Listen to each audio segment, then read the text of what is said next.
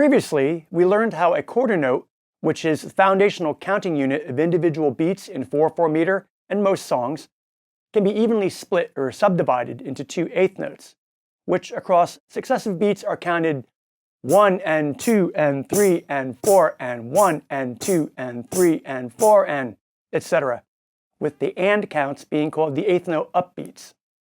That eighth note pulse, or feel, as musicians like to say, is truly the heartbeat of rock and roll and popular music in general. And this doubling up of the basic quarter note beat offers an interesting variety of rhythmic possibilities, especially when used in conjunction with ties and or rests, including eighth rests, which we learned about in I Got Rhythm Part 3. There are many musically appealing and exciting things you can do with eighth notes in the creation of melodies, riffs, and grooves, especially when you also factor in the various pitches and articulations. Countless well-known examples of great eighth note-based riffs abound. Here are a few that come to mind. The intro to the blues rock classic Sunshine of Your Love by Cream features a repeating two-bar bass riff pattern, not unlike this.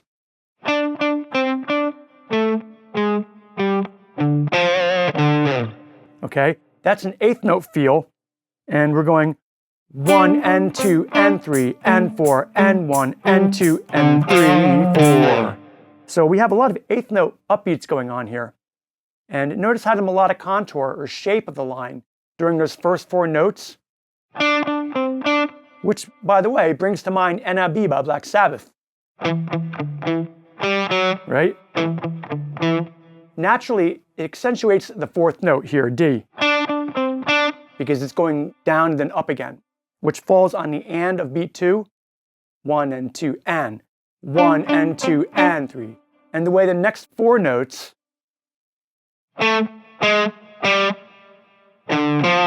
those fall on the subsequent eighth note upbeats, the and counts, and are punctuated and separated by eighth rests on the downbeats.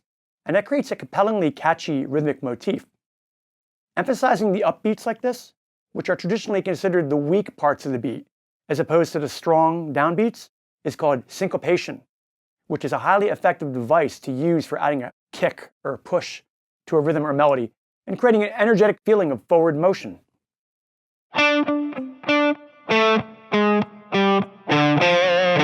One and 2 and 3 and 4 and 1 and 2 and 3, 4. By the way, notice I'm down picking everything and using both hands to create those holes of silence on the rest, on the downbeats between those upbeat hits. The iconic power chord intro and verse riff to Highway to Hell by AC/DC is another great example of a fairly simple but highly effective and driving eighth note syncopation. Here, guitarists Angus and Malcolm Young employed rests to create long holes of silence between short 3-note bursts of chords, similar to this. 1, 2, 3. 2, 3. 2, 3.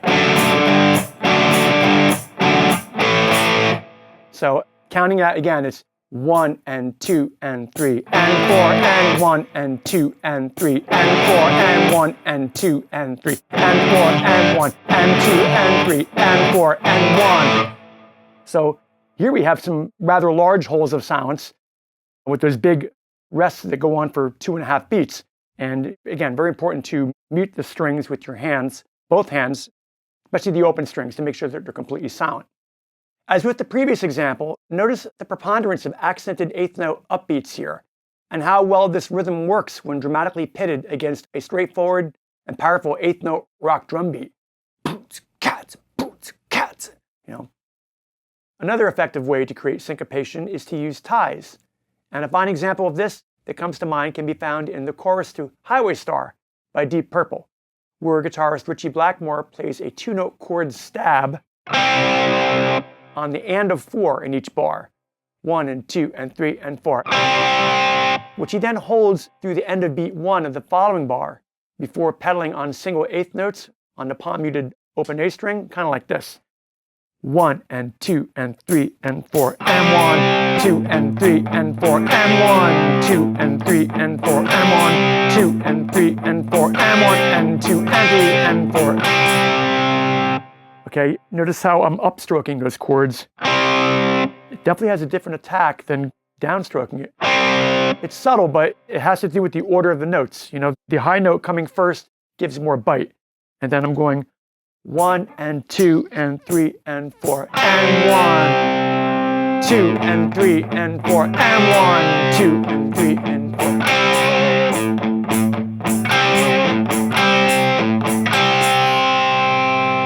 This is a prime example of what's called rhythmic anticipation, which is an early entrance of a note or chord that would otherwise fall squarely on the next downbeat.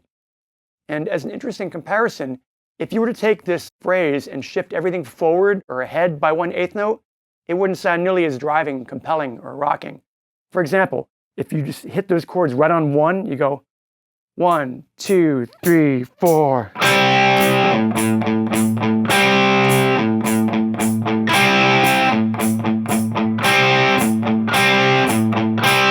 It's like very ordinary sounding, but when you anticipate it like that, it gives it that kick, that push. 2, 3, 4.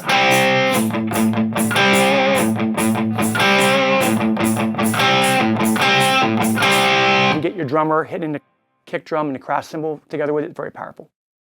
The chorus to Photograph by Def Leppard offers another noteworthy example of an effective use of 8th note syncopation via anticipations. Here's a similarly styled phrase. 1, 2, 3, 4.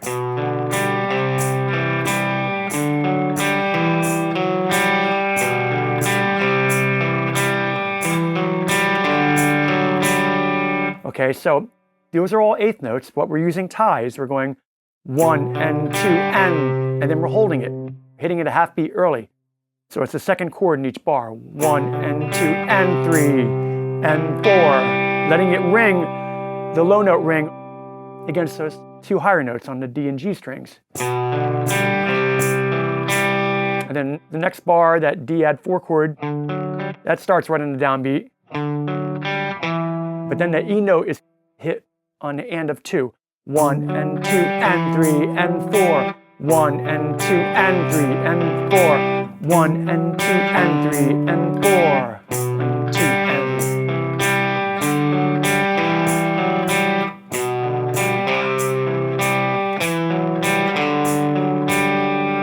Interestingly, if you were to isolate those bass notes, you go 1 and 2 and 3, 4, 1 and 2 and 3, 4, 1 and 2 and 3, 4, 1 and 2 and 3, 4, and you could take that idea, actually, you could transpose it to different string groups. You could go, ooh, that's neat, a little dark down that low register, and then you have to go like this.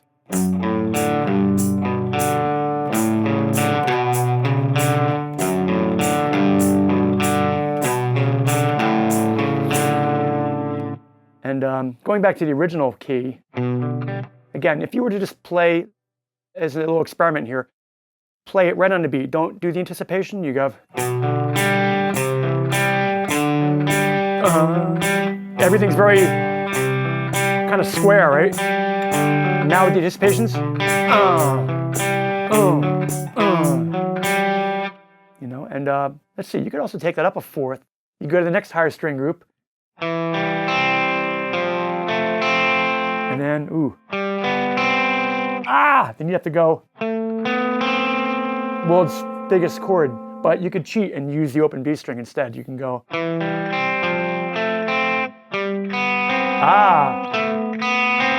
you got to pick the strings in a different order.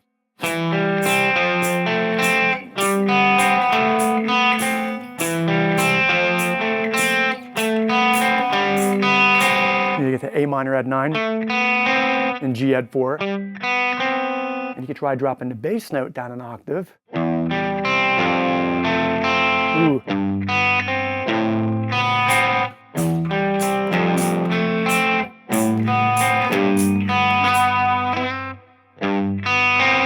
And it really makes it more pronounced when you create those 10th intervals.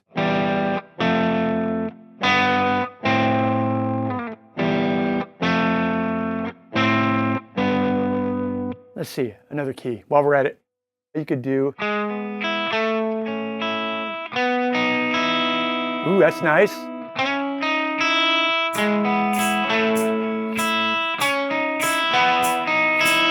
Wow, that kind of sounds a lot like right,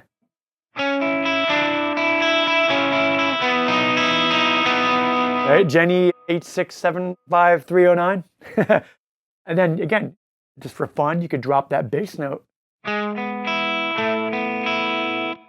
down an octave. Let's see, we go.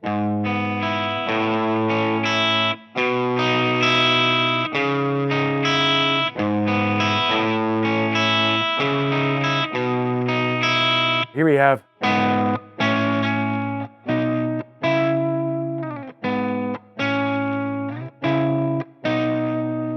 Lots of cool stuff you can do with eighth notes using anticipations and ties and syncopation and then different notes and chords, and have fun with it.